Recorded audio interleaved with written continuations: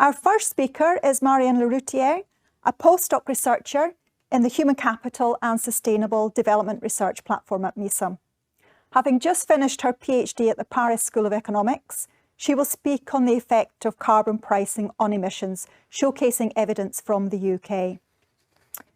So welcome, Marion. Delighted you have joined us, and we really look forward to learning more and from the other postdocs this afternoon. So thank you. I'll now hand over to you. Okay. Thank you, Sarah. Good afternoon, everyone. I'm very happy to present you my work today.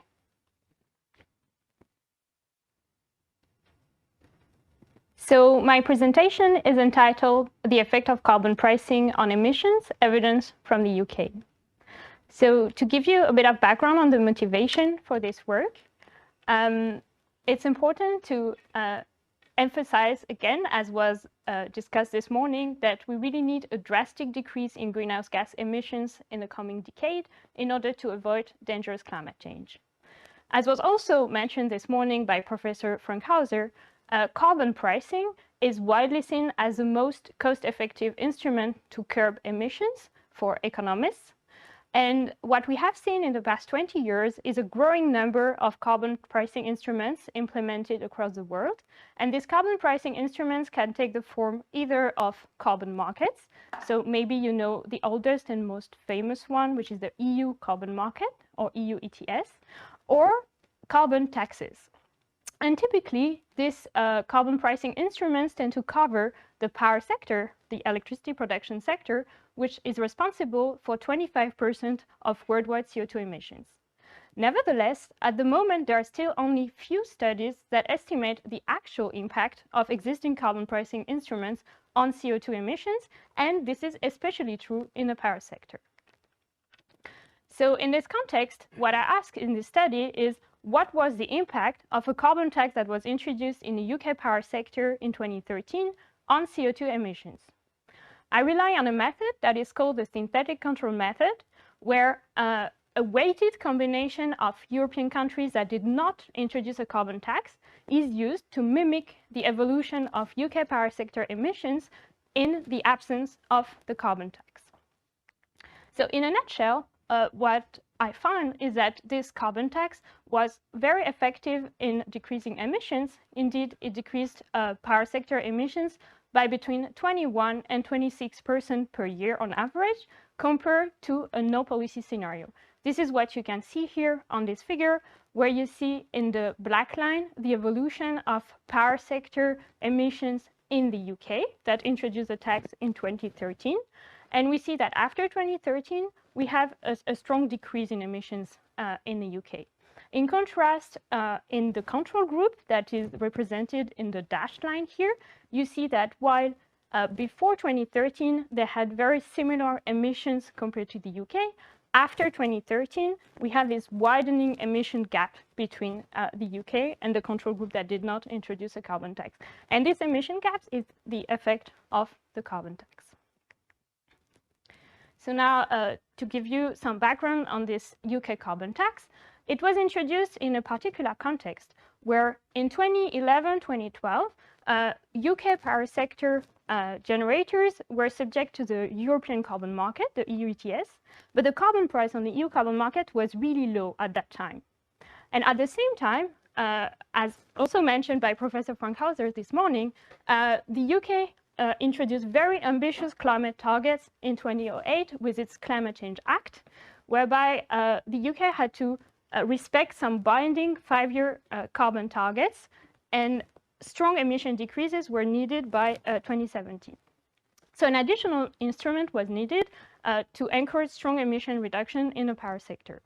In this context, the UK government introduced a carbon tax in the power sector in April 2013 that was called the Carbon Price Support, or CPS. And this is the policy that I'm looking at. So in practice, the way this tax works is that it's a carbon tax levied on the input fossil fuels that are used for power generations, which can be either coal, natural gas, or more rarely, oil. And importantly, of course, the tax rate depends on the carbon intensity of the different fuels. And because coal is much more emission intensive than gas, coal-fired power plants end up paying a carbon price that is 70% higher than gas-fired power plants.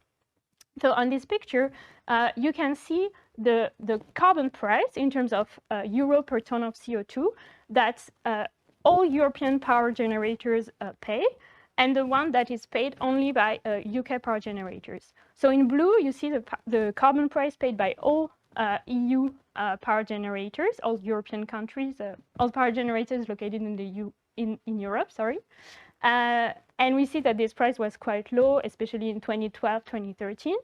And in red, you can see the additional carbon price that is paid only by those power generators located in the UK. And we see that this price is much higher than the one paid in Europe. And also, it increases over time. So it becomes, it goes from only €4 per ton of CO2 in 2013 at the start of the policy, and it increased to around €20 per ton of CO2 after 2015. Now, we could expect that this higher carbon price leads to strong emission reductions in the UK. And when we just look at the evolution of power sector emissions in the UK compared to other European countries, this is what we see. So on this graph, you can see that in black, UK power sector emissions decrease quite a lot after 2013, while for most other European countries that are represented in gray lines, those power sector emissions remain flat or have very high variations for some countries. So natural question is how much of this decrease in emissions that we see after 2013 is actually caused by this carbon tax. And this is what I'm trying to answer in this study, where I rely on this synthetic control method to isolate the causal impact of the carbon price on emissions in the UK. So I build what we call a counterfactual UK power sector, or synthetic UK, using a weighted combination of other countries. So now there are important criteria to choose a synthetic control that is a good synthetic unit. First, we need to rely on countries that were not affected by the UK carbon tax, because we want them to represent what the UK would have been like without the carbon tax. And we also don't want them to have implemented other policies that may have affected their emissions. So based on these criteria, I keep 15 European countries as potential units entering the synthetic UK. And second, intuitively, we want that the UK and the synthetic UK have very close power sectors and very close emissions before the introduction of the tax. So in practice, the weighting is found such that the synthetic UK has characteristics and emissions that are as close as possible to the UK before the introduction of the tax in 2013. So to apply this method, I rely on a data set which is made of 16 European countries between 2005 and 2017. And I combined data at the power plant level for around 5,000 power plants with some country level data with power sector characteristics such as electricity generation, the fuel mix, or trade of electricity. As I mentioned earlier, it's important to have in mind other potential explanations that led to a strong emission decrease in the UK, because we want to isolate the impact of the tax. So in this setting, there are different factors that could also have explained the decrease in emission. At the European level first, there was an air quality regulation called the LCP directive that led to the closure of several high emission plants. So the way I control for this factor is to make sure that the synthetic UK is as exposed as the UK to this regulation. Second, there were some policies that were specific to the UK. First, some subsidies to convert coal plants to biomass, and also an electricity market reform in 2013 that could have affected emissions. And finally, I said earlier that the synthetic UK should not be affected by the UK tax. And there are two ways in which this could have happened. For example, the UK could have started to increase much more much more electricity, because the UK now had a higher cost of producing electricity compared to the rest of Europe, which didn't have this tax. And there could also have been broader price effects due to the fact that all the power stations in Europe are on the same EU carbon market. So there are reasons to believe that those two last effects of UK-specific policies and spillovers played a relatively small role in the emission decrease. So in the results that I'm going to present, I present an upper bound of the result where I neglect these two last factors, and also a lower bound where I estimate in a quite conservative way how much UK-specific policies and spillovers could have played a role in the emission decrease beside the effect of the carbon price. So moving on to the results, here I show you the same picture as in the very first slide, where you can see the evolution of power sector emissions taken per capita, so that it's comparable across countries, for the UK, which is shown in the continuous black line, and for the synthetic UK, which is shown in dashed, this is a dashed line. So in the end, the synthetic UK is made of 5 other European countries. So a lot of European countries do not enter the synthetic UK. These 5 countries are Ireland, which receives a weight of 49%, so it's almost half of the synthetic UK. Slovakia, the Netherlands, Finland, and Czech Republic. And it's not surprising to have this kind of weighting because we know the synthetic UK should look quite similar to the UK, and the Irish power sector is quite similar to the UK one. So this is not surprising, and importantly, we see on this figure, again, that after 2013, we have this widening emission gap between the UK and the synthetic UK, which we can interpret as the effect of the carbon tax. Sorry. So nevertheless, we remember that there were some other factors that could also have explained part of the emission decrease. So on this picture, you can see on the left-hand side the upper bound estimate of my effect, where it's the cumulative impact of the carbon tax on emissions for each of the 5 years between 2013 and 2017, if we neglect the potential impact of other factors. And on the right-hand side, you can see that there remains 143 million tons of CO2, so 75% of the effect, if I take out the potential contribution of other factors that were unrelated to the carbon price support. So in total, this emission reduction across 5 years is between 143 and 191 million tons of CO2 emissions. And this represents an average annual decrease in emissions of between 21 and 26% per year. A natural question maybe is how likely was it that we find just such an important emission reductions just by chance, which is an important question in statistics and economics.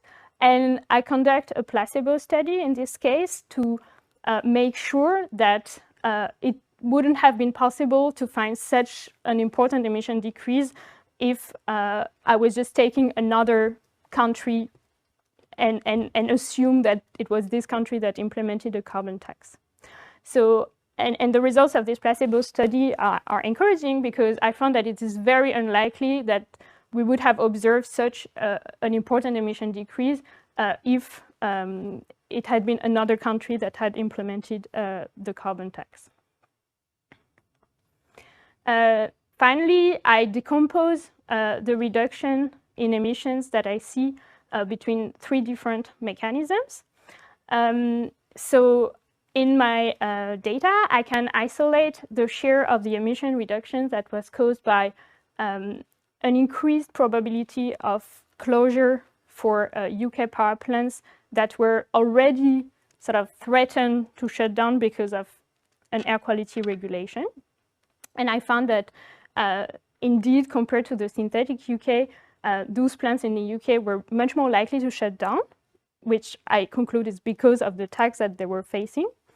And this contributed to about 1/3 of the emission reduction. Second, there were other plants that were not particularly threatened to shut down that also ended up closing in the UK, while they didn't close in the synthetic UK, and this contributed to another third of the emission reduction.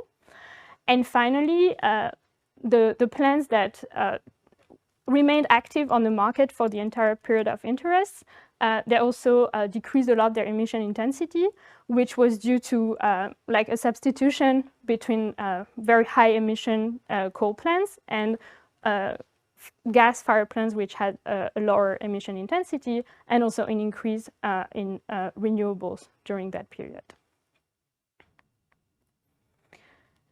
So to conclude, this carbon tax, the CPS, was highly effective in decreasing emissions in the UK power sector.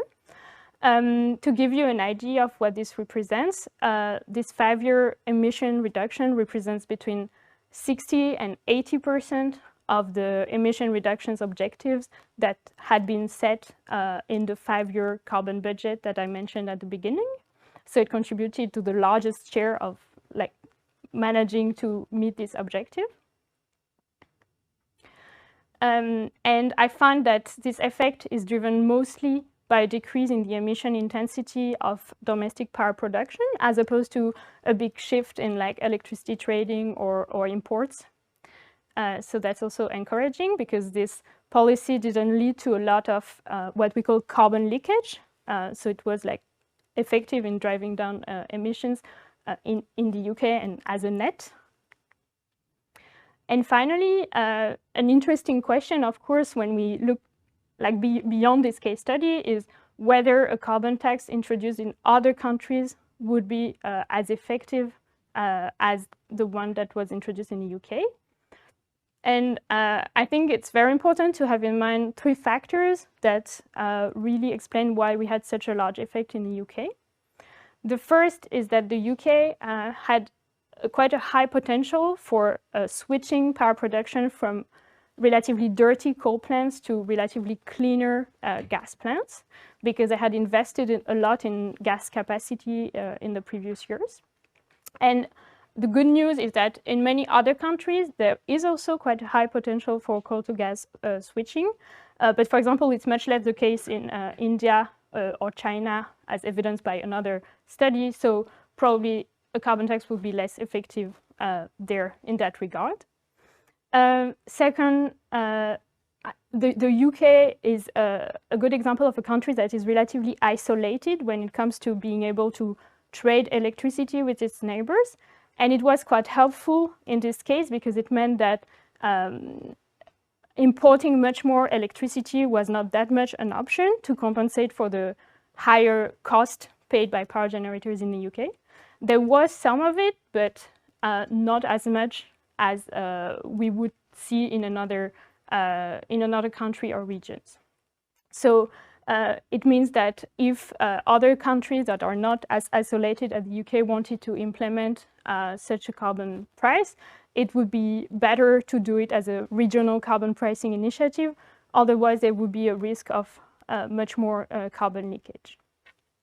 And finally, we see that, like I saw that there is a kind of a nice interaction between the previously implemented air quality regulation that limited industrial emissions for UK plants and the carbon pricing, whereby the carbon pricing like accelerated the closure of some plants that were already at risk because of this other regulation.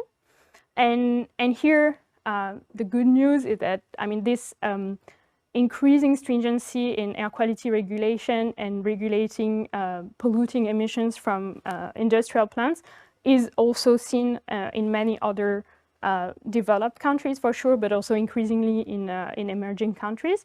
So there could be this similar interaction in other regions. So that's it from my side. Thank you, and I'm looking forward to the discussion. So Marion, thank you so much for your interesting and insightful presentation. It really made me think about the effects of carbons and emissions. And I hope you don't mind, but I've got a couple of questions that I would like to explore with you. Sure. So in your presentation, I could see that the shift from coal to gas-fired electricity was a crucial mechanism to achieve emission reductions. And the way that I see it is that gas is cleaner than coal, but still contributes to climate change. So what's the next step for power sector decarbonisation, and can it be achieved with carbon pricing? Thank you for the question. So it's true that in the UK it helped a lot to have so much coal to gas switching. And the good news, as I said in my conclusion, is that if we take other countries, it is some quick wins that they could also achieve with a carbon price, because other countries also have some gas capacity that is not fully used at the moment. But for the UK, it's true that in a way it was like a low-hanging fruit to reduce emissions in the power sector this way. And probably some complementary measures are needed to achieve further reductions with more renewables. But at the same period, the UK actually implemented a lot of measures that created a very favorable environment for renewable energy. So in the very recent period, like after the end of my study period, we have seen a continuous increase in the share of renewable energy in the UK. And this was because of some other policies, such as feed-in tariffs, like contracts for differences, and also a more global trend in a decrease in the price of renewable technologies. It's very impressive how in the past 10 years, really the cost of renewable energy has decreased by like 80% for like solar and wind energy. And this means that it's also much more cost competitive to produce electricity with renewables now, even compared to gas in some settings. Okay. Good. I've got a couple of questions coming through as well. Yeah. Are you okay if we Yeah, for pass sure. this on? Yeah. To what extent was the tax introduced to lower emissions versus presenting new investments in coal power? Is that something that you can answer? Sorry, can you repeat the question? To what extent was the tax introduced to lower emissions as opposed to preventing new investments in coal power? So it led to lower emissions. And we also saw that clearly because of the tax, it became unprofitable to like continue to using coal. Okay. So it clearly helped to reduce like the risk of opening new coal-fired stations. While in other European countries that didn't have this price, for example, there were continuous investments in coal generation in Belgium or the Netherlands. Okay. I'll go back to this one as well. So as a second question, carbon taxes are often controversial and not well accepted by the population. Was it the case here in your study? If not, why? Yeah, it's a very important point and intriguing one, maybe, especially if we compare to what happened in other countries with other types of tax. I think it's worthwhile to remember the way the carbon tax was levied here was really on the producer side for electricity suppliers. And I think it means that for final consumers, it was much less salient than other like consumption tax, such as a carbon price when you buy gasoline at the gas station. So I think it was less salient, and also the government put in place some measures to ensure that the price increase wouldn't be that high. In particular, for not like consumers like you and me, but for business customers. So there was a big like compensation mechanism for electricity intensive industries that would otherwise suffer from a large cost increase. And all this helped to cushion this risk of like protesting against the tax. Okay. We've got some other questions coming in through the chat, so you might want to follow those up as well. But I'm going to move on now. So thank you, Marion, for an enlightening presentation. Thank you. On the effect of carbon pricing on emissions, and that was lovely. So thank you very much for that.